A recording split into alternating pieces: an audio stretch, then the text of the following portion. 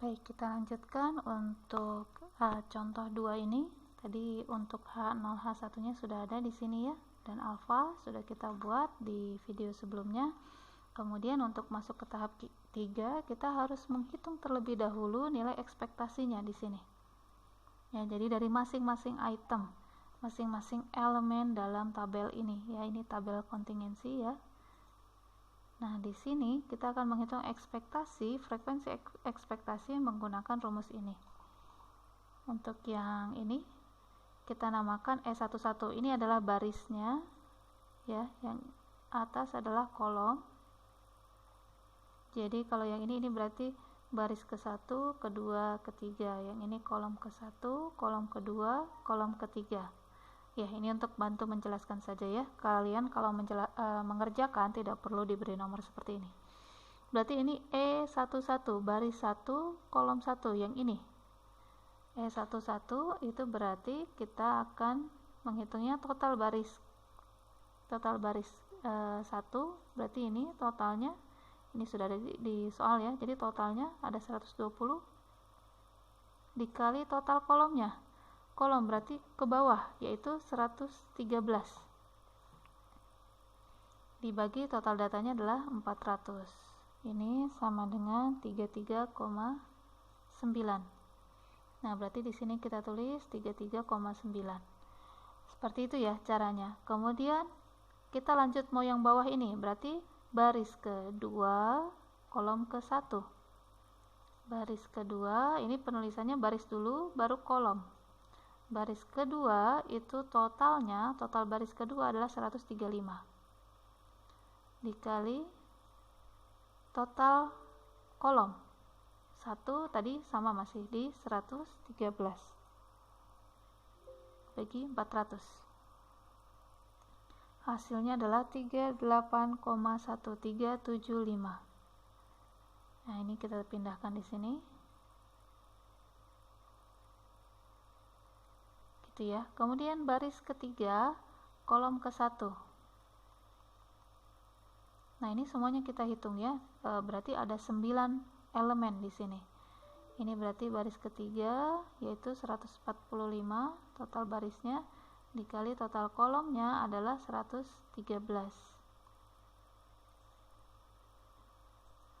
Ini sebenarnya kebalik tidak masalah ya. Misalnya 113 kali 145 tidak masalah karena perkalian ya. Ini dibagi 400 karena data seluruhnya tadi ini adalah 400. Ini sama dengan 40,9625. Ini tidak saya bulatkan sengaja karena di sini saya khawatirnya kalau pembulatannya salah ya, maka di sini totalnya jadi tidak sama. Perhatikan bahwa total baris dan total kolom dari nilai ekspektasi yang kita hitung itu harus sama dengan nilai observasinya. Jadi total ini kalau ditotal harus 113.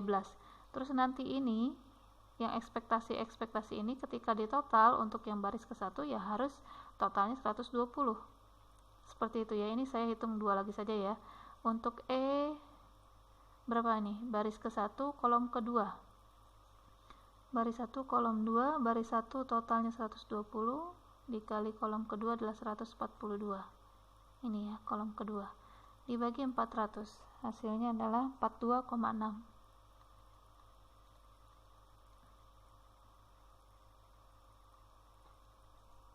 Kemudian dan seterusnya ya.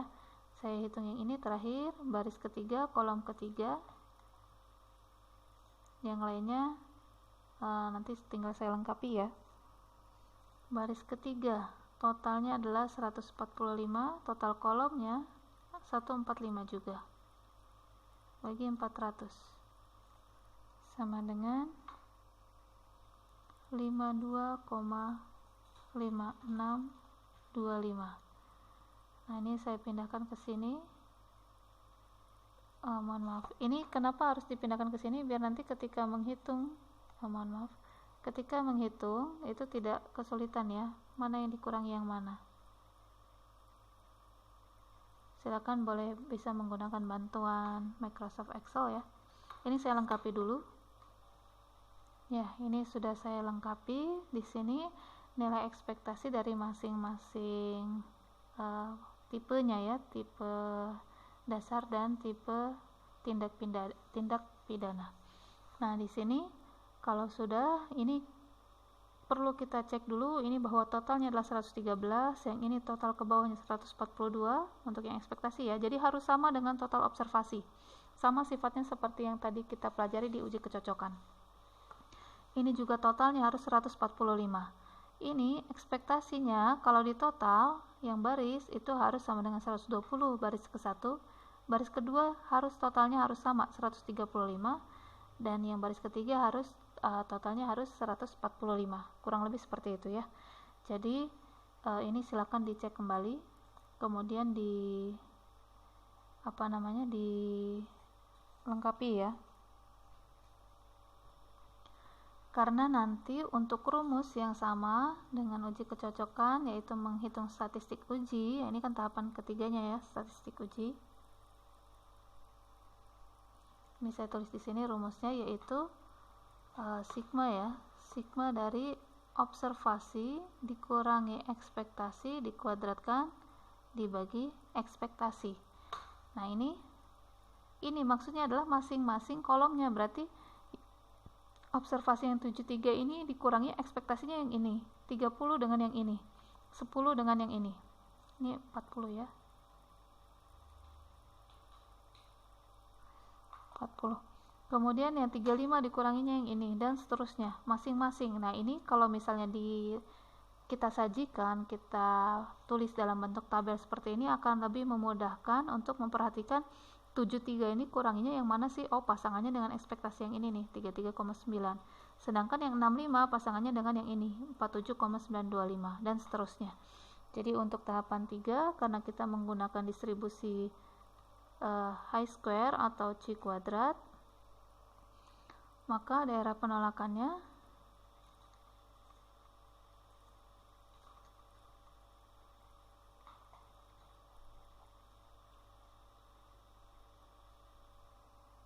itu adalah masih sama menggunakan lebih dari ya, lebih dari high square alpha df gitu ya.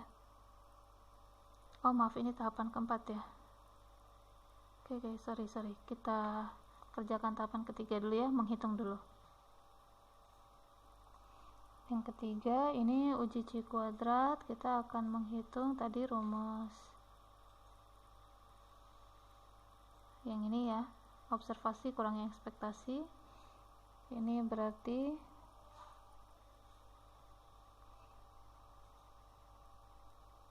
saya tuliskan di sini, ini C kuadrat hitungnya berarti 73 kurangi 33,9 yang tadi ya. Ini dikuadratkan dibagi 33,9 itu sendiri, kemudian nanti ditambah dengan, misalnya saya kerjakannya ke bawah dulu ya, berarti ini 30 dikurangi 38,1375 kuadrat dibagi 38,1375, dan seterusnya. Ini semuanya cuma tidak saya tuliskan ya, saya persingkat saja penulisannya. Yang jelas ini kita hitung satu-satu. Ini dikurangi kuadratkan bagi ekspektasi, ini dikurangi dikuadratkan bagi ekspektasi, dan seterusnya sampai seluruhnya. Ada 9 item di sini, 9 elemen.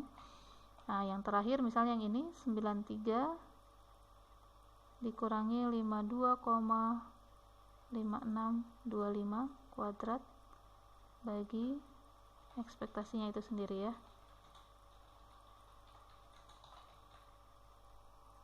Nah, kurang lebih begini. Ini kita hitung, hasilnya adalah 134,973. Nah, di sini setelah ini baru kita masuk ke tahap keempat, yaitu kita tadi menggunakan distribusi C kuadrat yang tadi saya hapus ya. Maka daerah penolakannya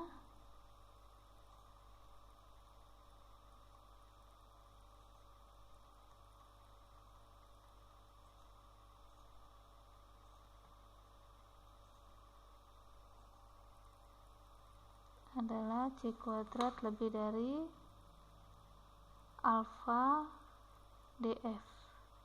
Nah, ini untuk alfa df nya kita akan baca di alfanya tadi adalah 0,1 ya.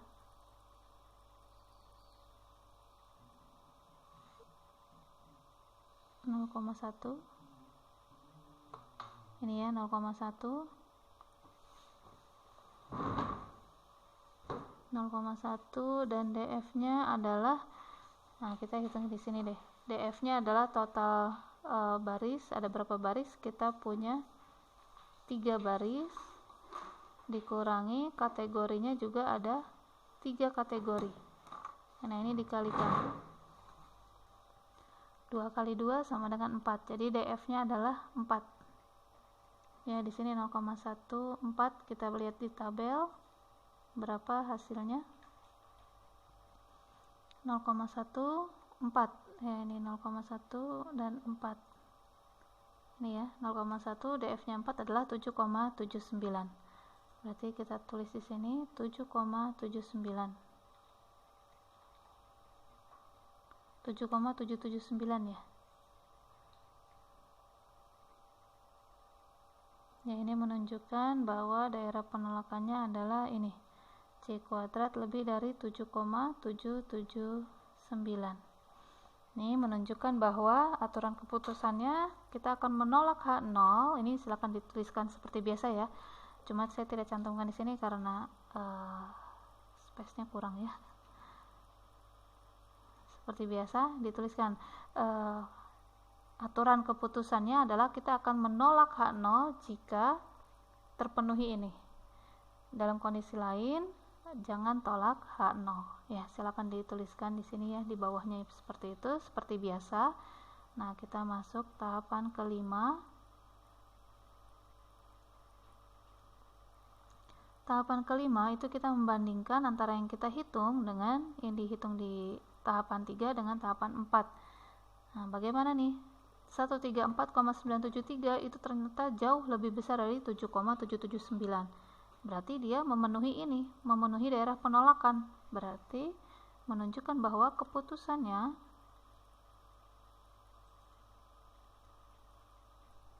tolak H0. Ketika kita menolak H0, berarti di sini H1 yang berlaku, yang menunjukkan bahwa ada hubungan antara tipe dasar dengan jenis pidana yang dilakukan. Sehingga saya persingkat, sehingga ada hubungan antara tipe dasar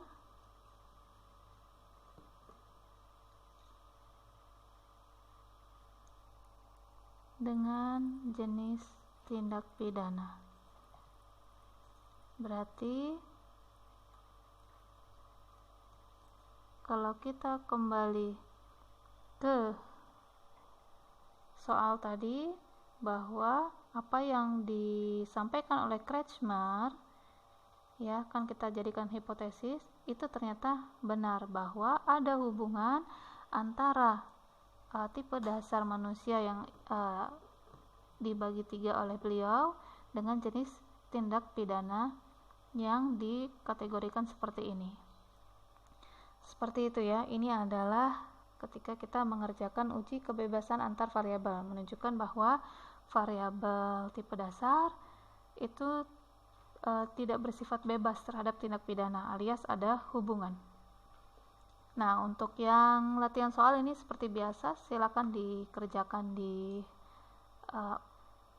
kertas masing-masing ya. Silakan bisa diketik atau ditulis tangan. Ketentuannya ada sudah di LMS di tugas 4 ya. Latihan soal 2 mengenai jenis artikel surat kabar. Dilihat apakah ada hubungan antara asal pembaca terhadap jenis artikel. Ini ada 4 jenis artikel, yaitu news, sport, hiburan, dan iklan. Dan asal pembacanya dibagi 2 menjadi kota dan desa. Silakan kalian menghitung uji chi-square-nya, chi-square-nya atau chi kuadrat dengan alfanya 0,05 untuk mengetahui adakah hubungan antara lingkungan tempat tinggal dengan jenis artikel surat kabar ini? Seperti itu ya untuk materi uji C kuadrat. Sudah cukup disampaikan. Terima kasih. Assalamualaikum warahmatullahi wabarakatuh.